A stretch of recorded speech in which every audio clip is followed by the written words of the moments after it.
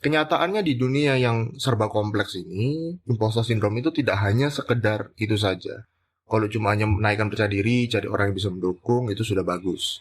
Tapi ternyata ada beberapa tipe atau aku bilang turunannya dari imposter syndrome ini. Dung dung dung dung. Perhatian, Bobby Chris ngobrol segera dimulai. Siapkan diri kamu untuk menerima informasi edukatif yang asik dari Bobby dan Chris. Cari posisi dan kondisi yang senyaman mungkin untuk mendengarkan episode kali ini. Selamat mendengarkan. Dung dung dung dung. Chris, kamu upload podcast di mana sih? Aku upload di platform hosting namanya First Story. Oh, First Story. Emang kenapa kok First Story, bukan yang lain?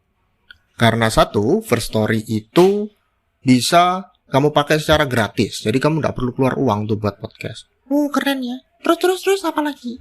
Kamu bisa juga distribusi di segala macam platform audio. Jadi enak nih, bisa jangkau sebanyak mungkin orang. Oh ya, apa lagi tuh? Nah, yang penting lagi kamu bisa dapat duit di situ. Wih, dapat cuan ya. Iya, kamu dapat cuan di situ. Jadi nanti bisa menghasilkan uang dari kita ngomong-ngomong gini. Oh, emang bisa ya? Ya bisa lah, gitu. Jadi, gapai potensi maksimal dengan tools dari platform hosting terbaik. Yuk daftar sekarang di firststory.me dan jadikan mimpi podcastingmu menjadi kenyataan. Selamat datang di segmen Mental Health on Top. Segmen ini khusus akan membahas soal mental health atau kesehatan mental. Topik kali ini membahas soal imposter syndrome ya. Meskipun dulu sempat viral, sekarang nggak viral-viral banget. Tak tahu kenapa Chris kok baru dibahas sekarang nih. ya kan podcast bocin ini anti mainstream gitu ya. Nggak suka ngikutin yang trending. Ya bilang aja kamu kudet, Chris. Waduh, generasi apa kamu bilang ini kudet, kurang update ya? Kalau sobat bocin nggak tahu kudet itu singkatan kurang update. Nggak tahu ini masih pakai nggak ya istilah kudet itu? Emang masih sering dipakai ya kan? Ya nggak tahu juga sih. Ya kamu kudet itu sama aja. Terlepas topik imposter syndrome ini masih up to date untuk dibahas atau tidak, menurutku masih relevan sampai sekarang loh buat dibahas sobat bocin. Ya udah langsung bahas aja. Imposter syndrome adalah kondisi mental seseorang yang panik dan tidak merasakan kesuksesan atau kepuasan secara internal, meskipun secara eksternal orang tersebut sudah melakukan banyak pencapaian. Jadi sudah banyak penghargaan, sudah banyak prestasi, tapi merasa diri ini tidak puas. Sederhananya merasa tidak percaya diri, kurang kompeten dalam melakukan sesuatu. Nah, Sobat Boci, dampak yang lebih besar dari sekedar tidak percaya diri dan kurang kompeten adalah pengaruhnya untuk orang lain di sekitar orang yang memiliki impostor syndrome ini. Mereka bisa meragukan pujian dari orang lain dan juga merasa seakan tidak punya pencapaian yang berarti. Padahal sebenarnya ada. Kalau dicari-cari pasti ada. Selain itu, mereka juga menetapkan target yang tidak realistis, yang mereka capai, yang membuat takut untuk melakukan sesuatu, dan ujungnya produktivitasnya jadi menurun. Jadi orang dengan impostor syndrome ini membuat target yang tidak masuk akal, lalu takut karena targetnya ketinggian gitu ya, lalu akhirnya tidak melakukan itu. Berarti orang-orang dengan impostor syndrome ini menganggap dirinya selalu tidak mampu ya saat menghadapi tantangan atau permasalahan. Betul banget, Bobi. Tapi masa begitu aja sih si impostor syndrome ini? Kalau merasa nggak mampu ya menaikkan aja percaya dirinya, cari orang-orang yang bisa mendukung, jadi merasa mampu begitu. Sebenarnya potensi atau kemampuannya kan ada di orang dengan impostor syndrome ini. Punya kemampuan tapi tertutupi begitu ya, karena nggak percaya diri tadi. Ada betulnya juga omongannya Bobi tadi. Oh iya, aku betul terus. Jangan gitu sombong nanti. Ya, maaf. Kenyataannya di dunia yang serba kompleks ini, imposter syndrome itu tidak hanya sekedar itu saja. Kalau cuma hanya menaikkan percaya diri, cari orang yang bisa mendukung, itu sudah bagus. Tapi ternyata ada beberapa tipe atau aku bilang turunannya dari imposter syndrome ini. Oh, kayak donat ya, banyak topping, banyak isian. Iya, banyak juga. Sambil Chris menjelaskan tipe-tipenya, Sobat Poci sambil dengar deh. Sambil cek ya, mungkin siapa tahu sedang masuk atau pernah di salah satunya. Ayo lanjut, Chris. Jenis-jenis impostor syndrome ini aku dapat dari buku Dr. Valerie Young di website betterup.com. Karena itu bahasa Inggris agak ruwet juga, jadi aku coba terangkan pakai versiku sendiri. Jadi pakai bahasaku sendiri supaya Sobat Boci lebih paham. Pertama, tipikal perfeksionis. Kalau Sobat Bocin ini pendengar lama, pendengar setia ya podcast Bocin ini. Dulu namanya sudah bukan Bocin.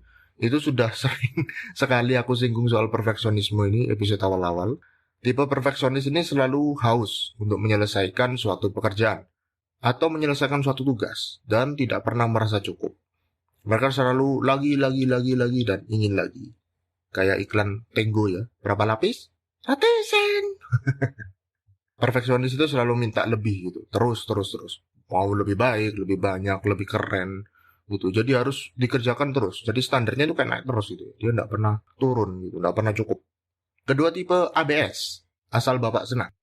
Kalau yang generasi tua pasti ketawa denger ini ya. ABS ya, pasti tahu lah. ABS, asal bapak senang.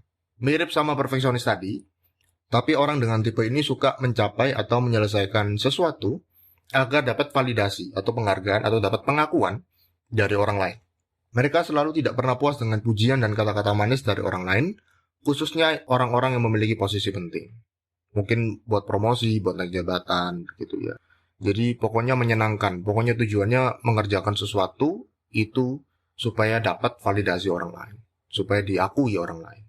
Yang ketiga itu anti kritik, tipe anti kritik. Dari namanya jelas sekali, jadi tidak suka diberi kritik atau masukan karena menganggap itu jadi ancaman malah. Lu kok jadi ancaman sih? Kalau dikritik kan harusnya terima kasih itu ada yang memperhatikan. Ya, benernya sih gitu. Tapi kenyataannya ada yang merasa bahwa ini tuh jadi sesuatu yang negatif, dipandang negatif. Wah, kalau kritik berarti aku gini nih, gitu. Wah, aku ini bahaya nih karena dikritik terus gitu. Mereka cenderung berbuat sesuatu yang seminimal mungkin untuk menyelesaikan sesuatu. Bila hal yang diperlukan melebihi yang biasa mereka lakukan, maka mereka akan merasa tidak mampu. Jadi biasanya orang ini membuat sesuatu yang kecil aja, usahanya nggak banyak, pokoknya bisa selesai. Kalau harus lebih lagi, maka ya mereka bilang, aduh nggak usah deh. Mereka jadi orang imposter syndrome. Keempat, itu tipe pemain tunggal.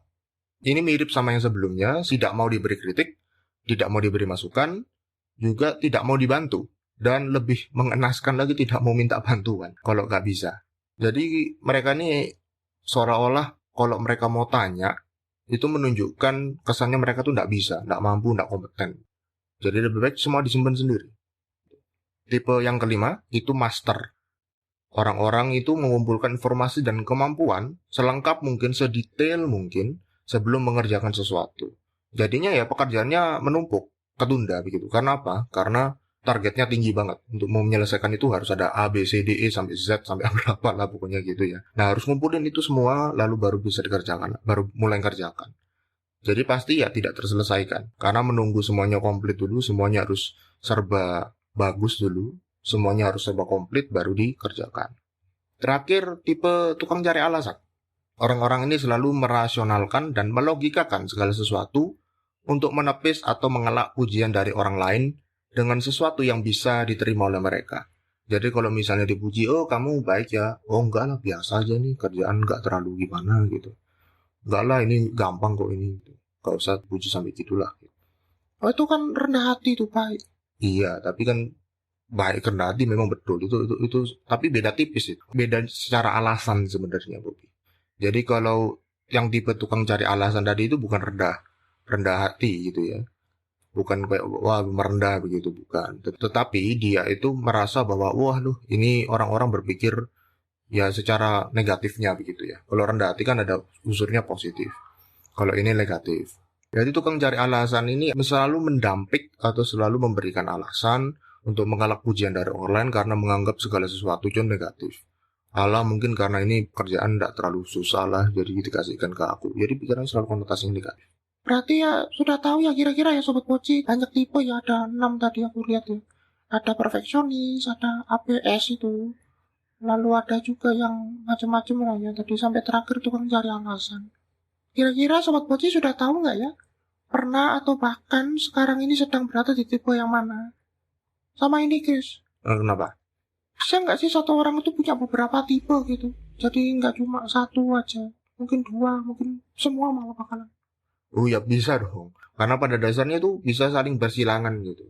Bisa saling tumpang tindih gitu ya. Jadi satu orang bisa punya karakter yang berbeda-beda. Karena manusia itu unik. Manusia itu punya banyak karakternya. Cara mengatasinya gimana tuh Chris tipe-tipe itu? Nah kalau untuk itu ditunggu ya segmen mentok bulan depan. Ya anda asik, masa harus nunggu lagi bulan depan? Ya kan masih ada segmen-segmen lainnya dari Pocin. Bisa dengerin yang lain juga sambil nunggu itu. Ada Bobbypedia kan punyanya Bobby. Ada Omi juga. Hampir sama sedikit sama ini. Ada juga tentang puisi. Ditunggu aja berikutnya gitu.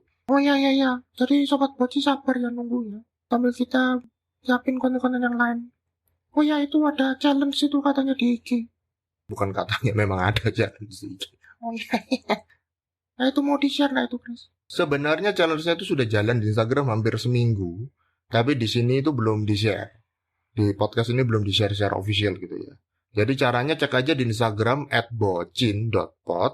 Terus lihat post yang dipin. Tinggal ikutin aja di situ. Sobat tahu kalau beruntung Sobat Boci dapat 100.000 lumayan. Oh lumayan ya. Beli pentol apa berapa itu? Jangan 100.000 masa harus beli pentol. Anak-anak kecil nggak tahu. Beli apa cuma-cuma lagi. Ribet. Ya sudah ya sudah. Share juga episode kali ini ke teman-teman Sobat Poci yang membutuhkan. Gratis kok. Sobat Poci bisa request kira-kira Chris dan Poppy mau bahas apa ya di episode selanjutnya. Sekarang Sobat Poci bisa kirim pesan suara buat Poppy dan Chris loh. Cepet dan gak pakai ribet bikinnya. Gak usah capek-capek ngetik di kolom komentar atau di DM Instagram. Langsung aja klik link yang di deskripsi ya. Pastikan kamu lebih baik dari kemarin. Bye-bye.